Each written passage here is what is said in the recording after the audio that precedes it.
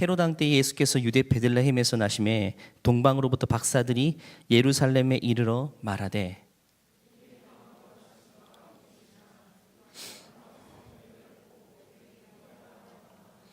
헤롯 왕과 온 예루살렘이 듣고 소동한지라.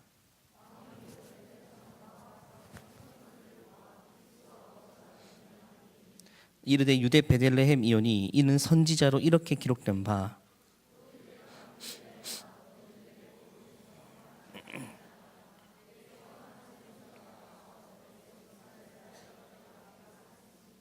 이에 헤롯이 가만히 박사들을 불러 별이 나타난 때를 자세히 묻고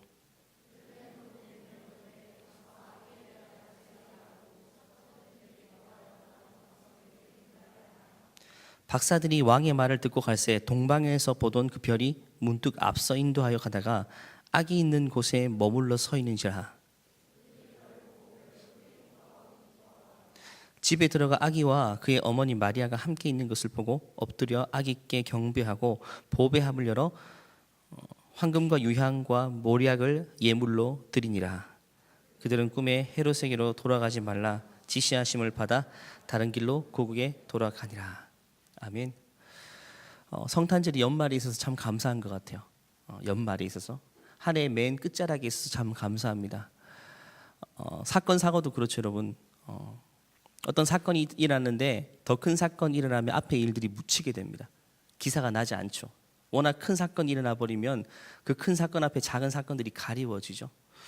마찬가지로 2018년 여러분 자신을 돌아볼 때 힘들었고 어려웠고 아팠고 이런 어두운 또 부정적인 많은 일들이 있었다 할지라도 또 그것이 지금까지 여러분을 힘들게 할지라도 이 연말 한 해 막바지에 성탄절 예수님이 탄생하신 날 이 날로 인해서 여러분의 슬픔과 어둠이 다 묻혀버렸으면 좋겠어요. 예수님의 탄생이 너무 기쁜 소식이고 너무 위대한 소식이고 그것이 우리 인생을 송두리째 바꿔버린 위대한 소식이기 때문에 너무너무 기쁜 소식이기 때문에 여러분의 어둠이 다 묻혀버리는 그런 여러분의 연말 되기를 바랍니다. 제가 어렸을 때는 성탄절이면 늘 성극을 했습니다. 연극이죠. 그때 주로 연출했던 내용이 오늘 읽은 동방박사에 관한 스토리. 왜 이걸 연출하기가 제일 좋거든요. 오늘 읽은 본문을 만약 연극으로 꾸민다면 여러분이 연출자라면 누구를 주인공으로 삼을 것 같아요? 방금 읽은 본문에서 가장 많은 분량을 차지하는 사람이 동방박사들 그리고 헤롯 왕입니다. 그렇기 때문에 2장 본문을 연극으로 연출하려면 동방박사들에 대한 인물 묘사 또 헤롯 왕에 대한 묘사가 아주 극적이어야 돼요. 물론 예수님이 주인공이겠지만 사실 이 스토리 중에서는 예수님은 아기 예수입니다. 대사도 없고 할 수 있는 것이 응애밖에 없습니다. 그 놀랍게도 제가 어릴 때 동방박사 배역은 한 적은 없어요. 이 아기 예수 배역을 맡은 적이 있습니다. 아기 예수. 애들은 많은데 배역이 한정돼 있잖아요. 그래서 누나들이 너 체구도 작고 하니까 아기 예수 하라 해가지고 어떤 큰 등치 큰 누나 품에 안겨가지고 응애 제 목소리도 못 내고 그냥 효과음으로 이렇게 했던 기억이 납니다. 그때부터 좀 애기 울음소리에 대한 트라우마가 생긴 것 같아요. 오늘 읽은 마태복음 2장은 예수님의 탄생 기사에 관한 내용인데 이 저자는 마태입니다. 마태. 놀랍게도 가장 많은 지문, 예수님의 탄생 스토리 분량 중에 제일 많은 분량을 동방박사 스토리에 할애하고 있습니다. 예수님의 탄생에 대해서는요, 마태복음, 마가복음, 누가복음, 요한복음 이 네 명이 스토리를 썼는데 마태는 특히 동방박사의 스토리에 가장 많은 분량을 할애하고 있다는 거죠. 그게 얼마나 중요하길래 왜 동방박사에 많은 분량을 할애할까? 마태는 거의 무려 한 장에 걸쳐서 동방박사들과 헤롯 왕에 대한 기사를 아주 구체적으로 싣고 있습니다. 요한복음, 마가복음, 누가복음 아예 등장하지도 않습니다. 마태만 기록한 건데 아주 구체적으로 기록하고 있다는 것이죠. 오늘 이 동방박사들과 헤롯 왕의 모습을 통해서 하나님께서 우리에게 주시는 성탄의 메시지를 한번 살펴보고자 합니다. 동방박사에 대해서 일반적으로 그들은 우리가 몇 명이라고 생각합니까? 일반적으로 연극할 때 3명이 묘사합니다. 왜? 동방박사들 복수로 묘사했는데 성경에 몇 명인지는 사실 기록되지 않습니다. 근데 우리가 흔히 왜 3명이라고 생각하냐 하면 그들이 가지고 왔던 선물이 3가지이기 때문에 황금과 유향과 모략이라는 3가지 선물을 들고 왔기 때문에 한 사람이 하나씩 들고 왔을 것이라는 추측을 하고 있습니다. 근데 많은 학자들은요 3명은 아니었을 것이다 라고 하는 분들이 많습니다. 왜냐하면 왕을 알려하러 왔다는 거죠. 왕의 탄생을 축하하러 온 사람들인데 어찌 3명만 달랑 왔겠느냐는 겁니다. 또 다른 나라 동방에서 멀리서 왔는데 어떻게 3명이서 나귀를 타고 그렇게 먼 행군을 할 수 있을까 하는 것입니다. 또 선물까지 많이 실어서 왔기 때문에 어떤 사람은 대행렬이었을 것이다 라고 말하는 사람도 있고, 어떤 사람들은 작은 한 소대원 규모의 사람들이었을 것이라고 말하는 사람도 있습니다. 하지만 인원이 중요한 것은 아닙니다. 더 중요한 것은 그들이 왜 왔느냐 하는 거죠. 왜 그 동방에서 멀리서 왔을까요? 마태복음 1장 1절 2절 한번 살펴볼게요. 첫 구절입니다. 같이 읽어볼게요. 헤롯 왕 때에 예수께서 유대 베들레헴에서 나심에 동방으로부터 박사들이 예루살렘에 이르러 말하되 유대인으로 왕으로 어디 계시냐? 우리가 동방에서 그의 별을 보고 그에게 경배하러 왔다. 1, 2절을 통해 3가지 정보를 얻을 수 있어요. 첫 번째는 그들은 어디서 왔다고요? 동방에서 왔다. 동방, 흔히 말하는 동방, 어떤 사람은 뭐 팔레스타인 동쪽, 바벨론, 뭐 아라비아 반도 등등 말하는 사람이 많습니다. 또 심지어 중국에서 왔다. 왜? 그 당시 중국의 문명이 제일 번창했을 시기입니다. 진나라 직후입니다. 아주 화려했던 시기이기 때문에 저 멀리 실크로드를 따라서 중국에서 왔을 것이다 라고 하는 사람도 있습니다. 하지만 정확한 건 알지 못합니다. 어쨌든 동방에서 다른 나라에서 온 사람들이요, 머나먼 수고를 하면서까지 멀리서 왔다는 겁니다. 또 두 번째는 그의 별을 보고 왔어요. 별을 보고 왔다는 겁니다. 별을 보고. 그래서 성경은 그의 직업을 박사들이라고 하죠. 별을 보고 별을 관찰하는 박사, 점성술사, 요즘 말하면 천문학자들이라고 할 수 있습니다. 수준 높은 학자들이었어요. 세 번째는 그들의 목적은 유대인의 왕으로 나신 이를 아련하러 왔다는 거죠. 왕으로 오신 그분을 아련하러, 왕을 배웁기 위해서 먼 거리를 마다하지 않고 왔다는 것입니다. 그런데 어떻게 이 동방에서 온 박사들이 별을 보고 여기까지 올 수 있었을까요? 그게 쉽지 않은 거거든요, 여러분. 별을 통해서 어떻게 올 수 있었을까요? 구약에서부터 메시아 탄생에 대한 예언의 스토리들이 많습니다. 구약 성경 보면 메시아가 올 것이다, 메시아가 올 것이다. 심지어 미가서를 보면 메시아가 어디서 올 것이라고도 예언되어 있어요. 베들레헴이라는 동네에서 날 것이다. 그것까지 아주 구체적으로 예언되어 있습니다. 그런데 이 동방에서 온 사람들은 유대인들이 아닙니다. 성경을 가지고 있는 민족이 아니에요. 이방인들입니다. 동방 멀리서 왔습니다. 근데 별만 보고 쫓아왔다는 거죠. 그들이 물론 천문학자니까 별을 늘 관찰하다가 어느 특별한 별이 움직임을, 심상치 않은 움직임을 봤을 겁니다. 반짝반짝이고 특별한 별인데 그 별이 궤도를 벗어나 계속 한 곳으로 이동하는 거죠. 그래서 아마 심상치 않은 별이다, 이것은 특별한 어떤 위대한 왕의 탄생을 암시한다라고 스스로 해석해서 그 별을 쫓아서 왔을 것입니다. 이 박사들은 별에 대해 연구하는 박사죠. 천문학자들입니다. 나름대로 자기가 가진 지식으로, 희미한 지식을 가지고 그것을 동기 삼아서 출발했을 것입니다. 아마 그들은 구약 성경에서 예언된 메시아에 대한 예언에 대해서는 몰랐을 거예요. 물론 성경이 거기까지 건너갔으면 알았겠지만 거기까지는 몰랐을 것 같아요. 하지만 그들은 별을 연구하는 사람이었기 때문에 한 별의 특별한 등장, 이 별의 이동, 그것이 특별한 존재와의 연관성을 지어서 왕의 탄생을 준비하러 왔던 것이죠. 그들은 사실 최종 목적지를 모르고 출발했을 겁니다. 거기가 그게 베들레헴, 예루살렘에 도착할 것이다라는 걸 모르고 그냥 목적지를 모른 채 계속해서 마냥 별을 따라 갔을 것입니다.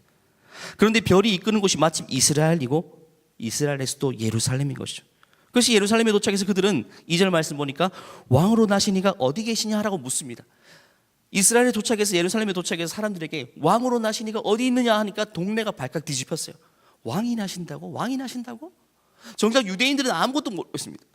자기 민족에서 메시아가 탄생하는데 아무것도 모르고 있어요. 근데 이방인들이 불쑥 들어와서, 또 이방인들이니까 얼굴색과 인종이 달랐겠죠.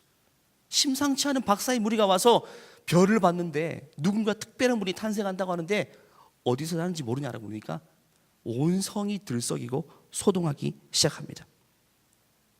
그래서 예루살렘에 도착해서 그들은 유대인의 왕으로 나신 이가 어디 있느냐라고, 유대인의 왕. 왜냐하면 별이 유대에 멈췄기 때문에, 이스라엘에 멈췄기 때문에 이 땅의 왕을 말하는 거죠. 이 땅의 왕으로 나실 리가 어디 있느냐라고 말합니다. 그리고 거기서 그들은 구약 성경의 예언을 통해서 이 예언은 유대인의 왕이 아니라 만왕의 왕이시고 만 백성을 구원한 메시아의 탄생임을 알게 되는 거죠. 이것은 하나님께서 우리에게 계시하는 방법이 어떠한가를 보여줍니다. 먼저 그들은요, 하나님은 별을 통해 그들에게 어떤 표징을 보여줬죠. 표징. 그리고 그들의 마음을 움직였습니다. 그리고 별이 동방박사로 하여금 성경으로 인도했습니다. 성경. 맞죠? 그리고 성경은 그들을 어디로 인도하죠? 바로 예수 그리스도께까지 인도하는 것입니다. 우리 모두가 사실 이런 과정을 거쳐서 예수님을 만나게 되는 거죠. 계시의 단계가 있어요. 일반적으로는 하나님께서 한 사람을 찾아오셔서 예수님께로 인도할 때 이런 과정입니다. 이것을 특별히 자연적 계시, 별을 보고 자연적 계시, 그 다음에 성경이라는 특별적 계시, 마지막 예수 그리스도까지 이어지는 것입니다.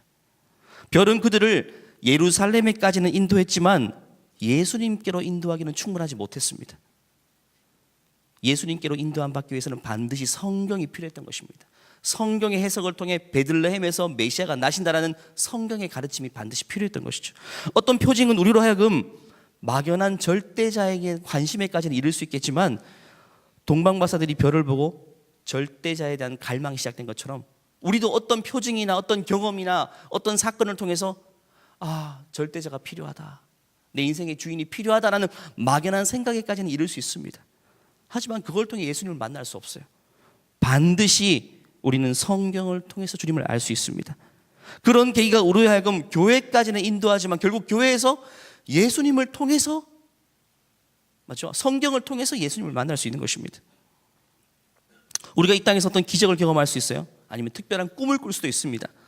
하지만 그것이 어떤 개꿈이나 어떤 자기 착각이 아니라면, 그것이 어떤 계시라면 그 모든 결과는 예수 그리스도께로 집중이 되어야 됩니다. 집중돼야 돼요. 하나님이 정말 주신 계시라면 그 모든 계시의 종착지는 예수 그리스도로 맞춰줘야 되는 것입니다. 모든 계시의 방향과 목적은 우리로 하여금 예수님께로 인도하기 위한 도구입니다. 별도 마치 그런 것이었어요. 동방박사에게 별 자체가 의미 있는 게 아닙니다. 별을 통해서 그들은 갈망이 생겼고, 별을 통해서 이스라엘에 도착했고, 별을 통해서 성경을 보게 되었고, 성경을 통해 예수 그리스도를 만나게 된 것입니다. 만일 동방박사가 예루살렘까지 도착을 해서 구약 성경의 해석을 듣지 못하고 그냥 그 자리까지 왔다가 그냥 궁전에 와서 헤롯 왕만 아련하고 돌아갔다, 여러분, 그것은 얼마나 허무한 일입니까? 예루살렘까지 왔는데 진짜 만왕의 왕이신 예수님을 만나지 못하고 그저 왕궁에서 헤롯 왕을 아련하고 돌아갔다면 그들의 머나먼 수고와 여정은요, 다 헛것입니다. 의미가 없는 것입니다. 막대한 시간과 비용을 그들은 지불했습니다. 근데 정작 세상의 왕으로 오신 아기 예수님을 만나지 못했고 그저 유대 땅에 머물다 갔다면 허무한 것이란 거죠. 우리도 교회 와서 마찬가지입니다, 여러분. 일주일에 2시간 이상 예배 드리려면 2시간 이상 소요하죠. 리더들은 토요일도 와야 되고 많은 시간들을 교회에서 할애합니다. 그런데 정작 이 모든 수고와 헌신이 그리스도를 만나는 것까지 이어지지 못하고 그저 다른 만족만 얻고 돌아간다면 그것은 굉장히 허무한 것이란 말입니다. 우리의 모든 수고가 예수 그리스도를 만나기 위한 것에 초점이 맞춰져야 됩니다. 우리의 모든 종교적인 행위가 예수님께 맞춰져야 돼요. 주님을 만나는 것에 초점이 맞춰야 돼요. 물론 교회 와서 친구도 만날 수 있고 즐겁게 찬양도 부를 수 있습니다. 이 분위기 자체가 그냥 위안이 될 수도 있습니다. 아니면 힘든 일 잠깐 지나갈 수 있는 힘이 생길 수도 있습니다. 하지만 거기까지 머무르다면요, 여러분, 의미가 없습니다. 그것은 곧 제자리입니다, 여러분. 진짜 중요한 것은요, 여러분, 예수님을 만나는 자리까지 나가야 된다는 것입니다. 성경을 통해서 예수님을 만나는 자리까지 나가야 됩니다. 올 한해 셀 모임이 너무 즐겁고 너무 좋고 셀에서 좋은 친구들도 많이 만났고 괜찮습니다. 위안도 많이 얻었어요. 그걸로 머무르면 안 됩니다. 그걸 통해서 하나님 말씀을 들어야 되고 하나님 말씀을 통해 내가 예수님을 개인적으로 만나는 것, 그것이 진짜 중요한 것입니다, 여러분. 예수님을 만날 수 있다면 그 어떤 수고도 헛것이 아닙니다. 저도 20대를 돌이켜보면요, 정말 많은 시간을 교회에 할애했습니다. 근데 전혀 아깝지 않습니다. 왜? 내가 그것 때문에 예수님을 만났기 때문에 그렇습니다. 주님을 경험했기 때문입니다. 지금도 그 사건 때문에 내가 주님 나와 함께 하시기 때문에 절대 손해본 시간이라고 생각되지 않습니다. 동방박사들도요, 여러분, 그 머나먼 행렬을 하기 위해서 얼마나 많은 시간을 할애했겠습니까? 선물도 황금, 유향, 모략이 아주 값비싼 선물들입니다. 그 많은 것들을 헌신하면서 정작 아기 예수를 보지 못하고 갔다면 험하다는 것입니다. 그런데 그들은 주님을 만났죠. 아기 예수를 만났습니다. 그들이 예수님을 만나는 순간 그들의 인생은 변화되었어요. 동방박사들의 인생이 변화되었어요, 여러분. 그냥 위대한 분을 만났다는 그 인생의 커리어, 내가 아기 예수 만나서 이력서에 쓰는 커리어 정도가 아니라 예수님과의 아기 예수의 잠깐의 만남이 그들의 인생을 완전히 뒤바꿔 놓았습니다. 오늘 본문 12절 말씀 보면요, 성경은 마무리를 이렇게 하고 있는데 여기서 힌트를 얻을 수 있어요. 12절 말씀 보겠습니다. 이제 다 돌아가는 장면입니다. 마태복음 2장 12절입니다. 같이 읽어볼게요. 그들은 꿈에 헤로데게로 돌아가지 말라 지시하심을 받아 다른 길로 고국에 돌아갔다. 이 스토리로 마무리됩니다. 예수님을 아련하고 왔던 길이 아닌 다른 길로 돌아갔다. 이게 중의적인 표현이에요.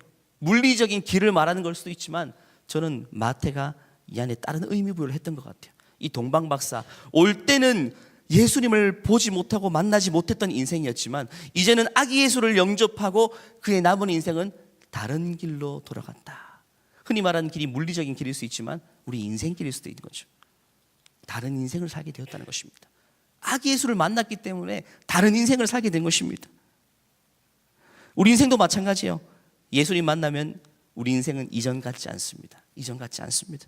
많은 사람들이 기독교를 종교라고 생각하고 그냥 자신의 인격 수행 내지 내면의 안정 그런 정도의 목적만 가지고 온다면 우리의 삶은요 그냥 그저 조금만 나아질 뿐입니다. 조금 더 마음의 평안이 있고 위안을 얻고. 하지만 예수님을 만나면 그 정도의 변화가 아닙니다. 우리 인생의 길이 달라집니다. 우리 인생의 길이 달라집니다. 차원이 다른 인생이 펼쳐지는 것입니다. 변화가 엄청나게 찾아옵니다. 송두리째 찾아옵니다. 내 내면이 뒤집어집니다. 내면이 뒤집어져요. 새로운 사람이 되는 겁니다. 성경이 이것을 거듭남이라고 표현합니다. 다시 태어난다는 것입니다. 얼마나 위대한 변화입니까? 저는 이 자리에 있는 모든 여러분들이 정말 이 예배당에 앉아서 찬양도 부르고 말씀을 듣지만 근본적으로 이 말씀, 이 성경을 통해서 여러분 개인이 예수님을 만나게 되는, 그래서 변화된 인생을 모두가 경험하게 보기는 놀라운 축복이 있기를 간절히 축원합니다. 오늘 성경에 등장하는 두 주인공이 있죠. 동방박사, 또 한 사람이 헤롯이라는 사람이에요. 헤롯은 왕입니다. 왕이에요. 그런데 이들의 입장 차이가 있습니다. 동방박사는요 왕의 탄생을 축하하는 입장이었고 헤롯왕은 다릅니다. 헤롯왕은 왕의 탄생을 견제하는 입장입니다. 견제, 축하하는 마음이 전혀 없어요. 그래서 헤롯왕은요 동방박사들의 등장에 신경을 곤두세우게 됩니다. 헤롯은 유대 땅을 이게 관할하는 분봉 지역의 왕입니다. 근데 자기의 권력을 견제할 만한 누군가가 태어난다는 소식을 늘 듣고 있었거든요. 이스라엘에서 메시아가 태어날 것이라는 사상을 들었는데 동방박사가 와가지고 하는 말이 이 유대인의 왕이 태어났다라고 하니까 깜짝 놀라는 겁니다. 그래서 유대 성경학자들을 불렀습니다. 너희들의 성경을 보면 이 아기 메시아가 어디서 태어난다고 하느냐라고 물어봅니다. 그래서 이렇게 말하죠. 3절부터 8절 말씀 한번 볼까요? 그들의 대답입니다. 같이 읽어볼게요. 헤롯 왕과 온 예루살렘이 듣고 소동한지라 왕이 모든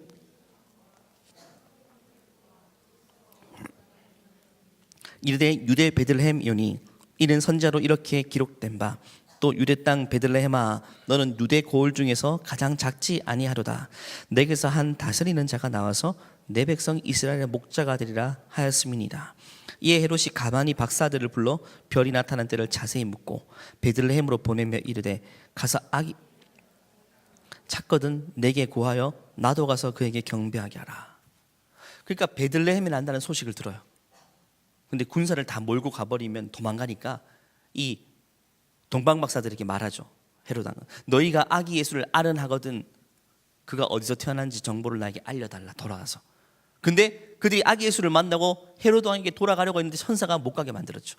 그래서 다른 길로 그들은 돌아간 것입니다. 헤롯은 유대 지역을 다스리는 지역의 왕입니다. 로마 황제로부터 권력을 위임받아서 그 지역만 다스리는데 사실 그 지역에서는 그의 세력을 견제할 만한 힘이 있는 사람은 없습니다. 절대 권력입니다. 그런데 새로운 어떤 존재가 태어났다. 그가 유대인의 왕이고 그리스도라는 소식을 듣고 견제를 하기 시작합니다. 사실 왕이 아기 한 명이 태어나는 게 뭐가 무섭겠습니까? 근데 그것조차도 허용되지 않습니다. 세상의 권력의 특징입니다. 진짜 싹이라도 자기를 견제할 만한 것이 난다면 그것조차도 무시할 수 없을 만한 그런 긴장감이 권력자들한테 늘 있습니다. 그래서 왕께 경배하기 머나먼 거리를 이동한 동방박사들이 왕을 아련하기 위해서 한 수고와 너무나도 대조적으로 헤롯 왕은요, 그 모든 군사력과 수고를 그 아기 예수를 제거하기 위하는데 모든 것을 헌신을 썼습니다. 너무 대조적이죠. 동방박사는 아기를 아련하고 찬송하기 위해서, 경배하기 위해서, 선물을 드리기 위해서. 근데 헤롯 왕은요, 제거하기 위해서 온갖 관심이 있는 겁니다. 근데 오늘날에도 이 두 부류가 함께 있습니다, 여러분. 그때도 마찬가지고 역사 이래로 이 두 부류는 늘 존재해 왔습니다. 누군가는 예수님을 경배하기 위해 모든 열정을 쏟는 누군가가 있느냐 반면, 또 누군가는 예수님을 부족하고 기독교의 진리를 부정하기 위해 모든 열정을 쏟는 인생들이 여전히 존재합니다, 여러분. 제주에도 있습니다. 소위 말하는 안티입니다. 그들은 마치 예수님이 하나님의 아들인 아니라는 사실을 증명해내기 위해서 그것이 자신의 역사적인 사명인 것만 생각하고 거기에 모든 것들을 할애합니다. 역사적으로 이 두 부류는 항상 존재해 왔습니다.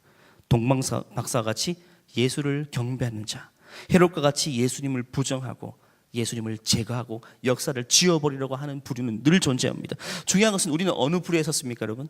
전자입니까, 후자입니까? 동방박사의 편에 서는 자가 복되나라고 성경은 말하고 있습니다.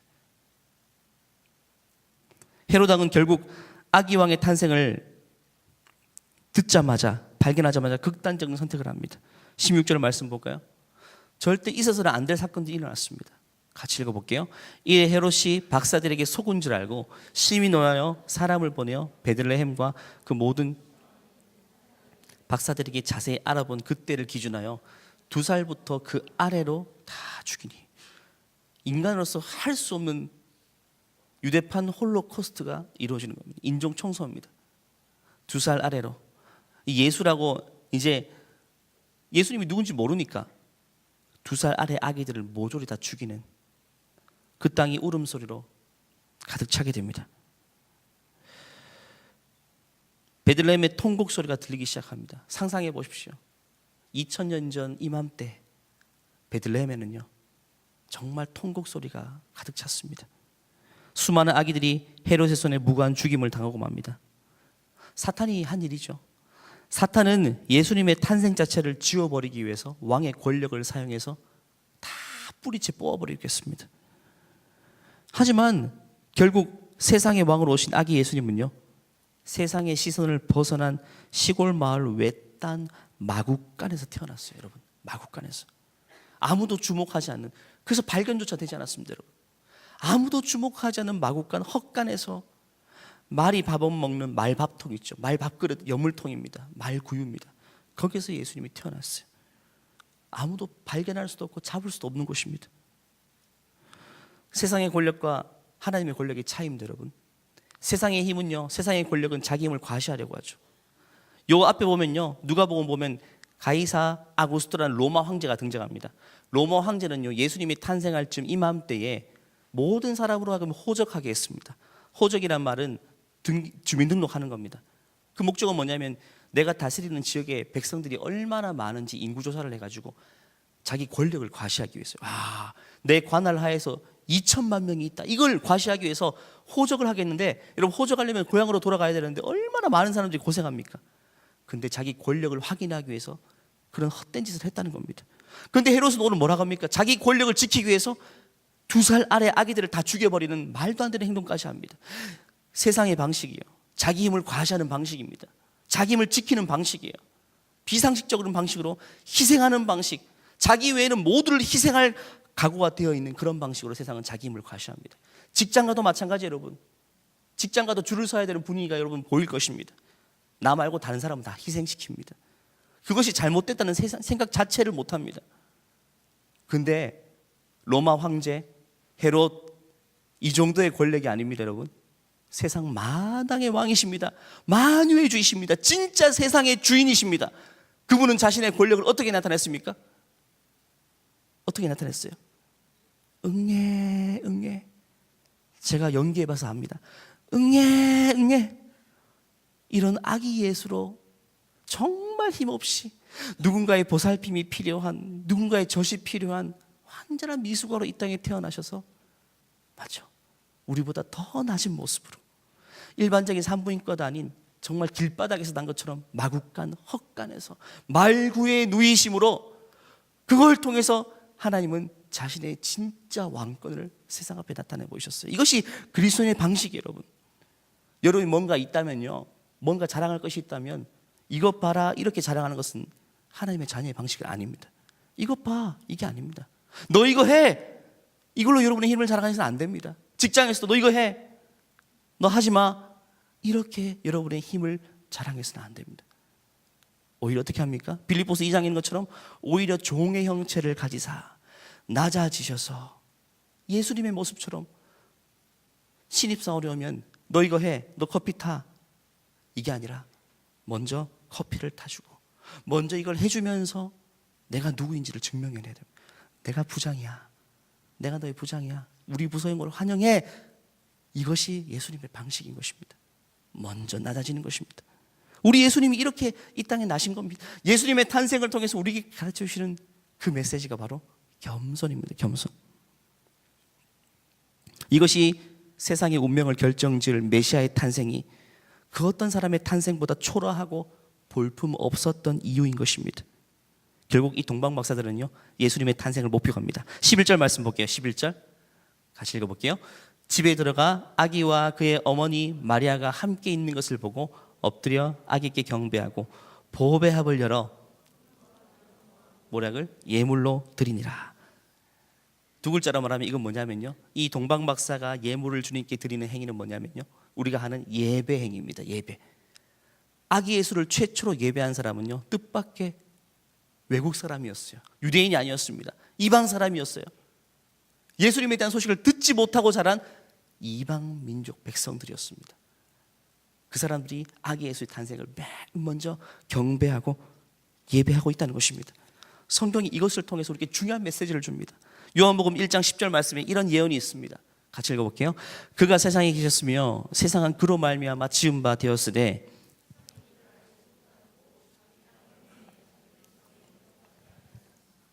그가 자기 땅에 옵니다. 예수님이 자기 땅 유대 땅에 옵니다. 그런데 자기 백성은 정작 아무도 영접하지 않았다는 겁니다. 아무도 예수님을 아련하지 않았습니다. 유대인의 왕이 이 땅에 태어난 그날 유대인 중에 아무도 그를 환영한 사람이 없었습니다. 영접하지 않았습니다. 오히려 동방에서 그 멀리서 온 이방인들이 예수님의 탄생을 그토록 고대하며 사모하며 머나먼 여정을 떠났고 온갖 귀하고 값진 선물들을 보따리를 쌓아서 그 아기 탄생을 예배하고 경배했다는 것입니다. 심지어 헤롯 왕 있죠. 헤롯 왕도 이방 사람이죠. 로마 시민권을 가진 사람이에요. 헤롯 왕도 예수님의 탄생을 알았어요. 근데 유대인들은 아무도 몰랐습니다. 아무도 인지하지 못했습니다. 헤롯 왕, 동방박사, 이방인들만 예수님의 탄생을, 한 사람은 예비하고 경배하고 한 사람은 죽이려고 했던 것입니다. 구약 성경을 소유하고 있었던 유대인들은 정작 당신의 왕이 이 땅에 오셨을 때 아무도 몰랐어요. 아무도 몰랐다는 것입니다. 성경은 이 동방박사 헤롯 왕, 이 이방인들의 모습을 통해 우리에게 알려주시는 원하시는 메시지가 있습니다. 첫 번째는 예수님은 단지 유대인의 왕으로 오신 것이 아니란 것입니다. 온 세상의 왕으로 이 땅에 오셨다는 것을 그 모습을 통해 보여주십니다. 예수님은 유대인에게 국한된 왕, 유대인을 구원하기 위한 메시아가 아니었습니다. 온 세상을 구원하기 위한 만왕의 왕이시고 만유의 주라는 사실을 이방인의 경배를 통해서 우리에게 보여줍니다. 그분은 세상의 왕이란 겁니다. 만왕의 왕이란 겁니다. 여러분, 우리의 왕이 아닙니다. 길 가는 저 청년의 왕이기도 합니다. 우리의 왕만이 아닙니다. 여러분, 부모님의 왕이십니다. 아직까지 예수님을 한 번도 들어보지 못한 저 백성의 왕이시기도 합니다. 예수님은 단지 유대민족에게만 경배를 받으시기 위해서 오신 것이 아니란 것입니다. 온 세상의 경배를 받으신 겁니다. 동방박사를 통해서 말입니다. 그래서 동방박사를 이렇게 묘사하는 사람도 있어요. 흑인, 황인, 백인이었을 것이다. 온 백성들을 대표하는 세 명이 왔을 것이다. 이렇게 말하는 사람도 있습니다. 한마디로 온 나라를 대표하는 사람들이에요. 두 번째는 진리에 가까이 있는 자가 오히려 진리를 보지 못할 수도 있다는 위험입니다. 여러분, 그 당시 랍비들은 예수님이 탄생할 때 회당에 있었습니다. 회당에서 구약을 막 가르쳤어요. 구약을 샬라샬라 하면서 막 가르쳤습니다. 히브리 말로. 종교 지도자들은요, 성전에 다 모여 있었습니다. 하나님에 대해 연구하고 평생 하나님을 예배하던 자들은요, 의외로 하나님의 아들 예수의 탄생 소식에는 전혀 무관심했어요. 알지 못했습니다. 중요한 메시지입니다. 왜냐하면 굉장히 종교적이지만 오히려 예수님을 보지 못할 수도 있다는 그 메시지입니다, 여러분. 늘 교회에서 예배하고 찬양하고 이 모든 것이 익숙하지만, 이것이 삶이었지만, 오래전부터 해왔던 것이지만, 정작 의외로 그런 자들이 예수님을 만나지 못할 수도 있다는 사실입니다. 오늘날도 마찬가지입니다, 여러분. 예수님을 보지 못했을 수도 있습니다. 여러분 스스로에게 한번 질문해 보십시오. 나는 과연 아기 예수를 만났나? 나는 과연 예수님을 만났는가 하는 것입니다. 나는 과연 주님을 만났는가? 아기 예수님을 최초로 경배하고 예배했던 사람은 바로 이방인이었습니다. 익숙한 자들이 아니었어요. 멀리 있던 사람이요. 예수님과 제일 관련이 없다고 할 만한 사람들이 오히려 예수님을 찾아와서 맨 먼저 예배하고 경배했다는 사실이에요. 이 메시지를 통해서 우리는 우리 자신을 돌아봐야 됩니다. 그리고 또 한 가지, 내가 생각하기에 그래도 이 친구는 예수님 절대 안 믿을 거야. 얘는 절대 가능성 없어. 정말 가능성 없어. 말도 거칠고 그냥 이런 친구들, 그 친구들이 예수님을 경배하는 자가 될 수 있다는 희망을 우리에게 보여줍니다, 여러분. 희망을 보여줍니다. 가능성이 있어요. 절대로 단언하지 마십시오. 단언하지 마십시오. 여러분이 아니라고 생각하는 그 사람이 여러분보다 더 먼저 예수님을 경배하는 자가 될 수 있다는 사실입니다. 먼저 된 자가 나중되고 나중된 자가 먼저 될 수 있다는 사실입니다. 11절 말씀 볼까요? 마지막 말씀이에요. 같이 읽어볼게요. 집에 들어가 아기와 그의 어머니 마리아와 함께 있는 것을 보고 엎드려 아기에게 경배하고 보배와 불려 황금, 유향과 모략을 예물로 드렸다. 이 세 가지 선물을 통해서 마지막으로 성경은 이 아기 예수님의 사역이 무엇인지를 우리에게 보여줍니다. 그냥 대충 세 가지 싸가지고 온 게 아닙니다. 하나하나가 메시지가 있습니다. 황금은 뭐죠? 절대가치, 시대를 초월해서 절대 가치를 가진 가장 고귀한 물질입니다. 변하지 않습니다. 변하지 않습니다. 이것은, 이 아기 예수는 가장 값지고 변하지 않고 고귀한 분이란 것입니다. 왕을 상징합니다. 왕입니다. 왕으로, 이 땅에 왕으로 오셨다는 것입니다. 왕에게 제일 잘 어울리는 게 황금입니다, 여러분. 왕으로 오셨습니다, 이런 의미예요. 두 번째, 유향입니다. 이것은 제사장을 위한 선물입니다, 여러분. 제사장에게 유향은 반드시 제사를 위해 필요한 것입니다. 하나님과 백성 사이에 다리를 놓아주는 분으로 이 아기 예수는 이 땅에 태어나셨다. 이 사명을 미리부터 이 선물을 통해서 보여주는 것입니다. 세 번째는 모략입니다. 모략은요, 장례를 위한 향품이에요. 시신에다 뿌리는 것입니다, 여러분. 이것은 예수님께서 메시아를 위해서, 이 아기 예수는 지금 갓 태어났지만 이 땅에 오신 목적이 뭘까요? 우리를 위해서 죽기 위해서 이 땅에 오셨다. 여러분, 태어날 때부터 죽기 위해 이 땅에 온 사람이 있습니까? 살기 위해서 왔지. 그런데 예수님의 이 땅에 오신 목적은요, 죽기 위해서 이 땅에 오셨다. 그 세 가지 선물을 통해서 예수님이 살아갈 33년의 생애가 다 보여지는 것입니다. 결국 이 동방박사들이 장차 이 아기 예수에 대해서 이 땅에서 어떤 사역을 감당하실지 선물을 통해서 성경 우리에게 보여주고 있는 것입니다. 그분은 만왕의 왕이시고 우리와 하나님 사이의 관계를 회복시키실 제사장 역할을 하시는 분이고, 세 번째는 우리를 위해 희생당하실 메시아인 것입니다. 말씀을 마무리합니다. 진정한 왕이신 예수께서 우리와 똑같은 인간의 몸을 입고 우리보다 더 누추하고 너무나도 작게 이 땅에 태어나셨습니다. 이것을 통해서 오늘 우리는 예수님의 겸손을 배워야 될 것입니다. 내 힘, 내 정체성을 나는 남들 앞에 어떻게 드러내고 있는가? 내가 뭔가 탁월한 것들을 보여주고 내가 뭔가 잘한 것을 보여줘야만 나 자신이 확인되는 그런 세상 방식을 우리는 멈춰야 됩니다. 이제는 내가 할 수 있지만, 내가 이 정도도 할 수 있지만, 나는 이것보다 더 가치 있는 사람이지만, 오히려 자신을 스스로 비하해서 예수님과 같이 낮아짐으로 내가 누구인지, 내 안에 계신 분이 누구인지를 나타내는 것이 우리의 부르심받은 사명이라는 사실을 기억해야 돼요. 또 한 가지는 동방박사, 가장 멀리 있었던 사람들이 예수님을 맨 먼저 고백한 것처럼 우리 주위에 있던 내가 생각하기에 멀리 있는 사람들, 예수님과 거리가 먼 사람들, 그들을 주님께로 인도하는 것, 그것이 우리의 사명임을 기억하는 오늘 이 시간 되기를 간절히 바랍니다. 함께 기도하겠습니다. 주님, 나를 위해 이 땅에 오신 주님의 탄생을 정말 정말 감사하고 찬양합니다. 주님, 나를 위해서 모두가 주목하는 왕궁에서 태어나지 않으시고 아무도 주목하지 않는 낮고 낮은 작은 도시 베들레헴, 시골 베들레헴 중에서도 아무도 주목하지 않는 동네, 그 거리의 한켠에 있는 작은 헛간에서 또 말구에 놓이신 예수님, 그것을 통해서 우리가 어떤 삶을 살아야 될지 보여주신 주님, 이 메시지 앞에 우리 자신을 돌아보게 됩니다. 주님, 내가 더 낮아지겠습니다. 내가 더 겸손해지겠습니다. 내가 더 주님을 닮기 원합니다. 내가 낮아짐으로 주님이 높아지는 삶을 살기를 원합니다. 주님, 우리의 삶을 통해서 예수님이 드러나는 우리 인생 될 수 있도록 은혜를 베풀어 주시옵소서. 동방박사들의 찬양을 통해서 나는 아니라고 이미 선을 그어버린 그도 예수님의 자녀가 될 수 있다는 사실을, 그 희망의 눈을 뜨게 됩니다. 하나님 아버지, 이 성탄절 하나님, 그들을 주님께로 인도할 수 있는 소명자 역할을 감당할 수 있도록 우리 모두를 축복하여 주시옵소서. 주님께 감사하며 거룩하신 예수님의 이름으로 기도하옵나이다.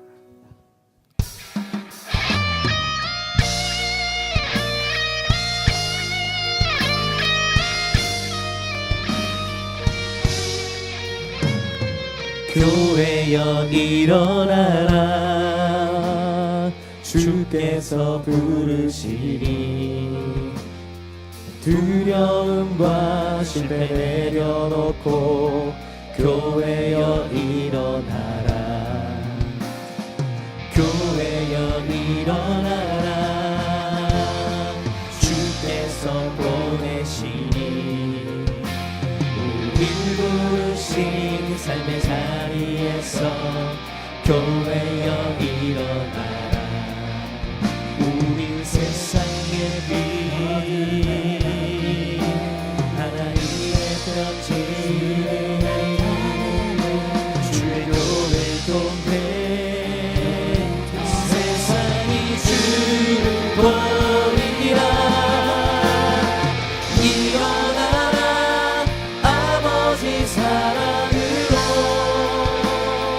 아버지 능력으로 서로 하나 되어 우리 주를 비추라. 노래하라 아버지의 사랑을,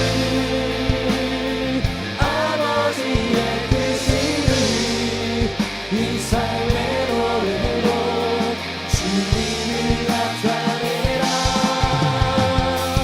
일어나라 아버지 사랑으로,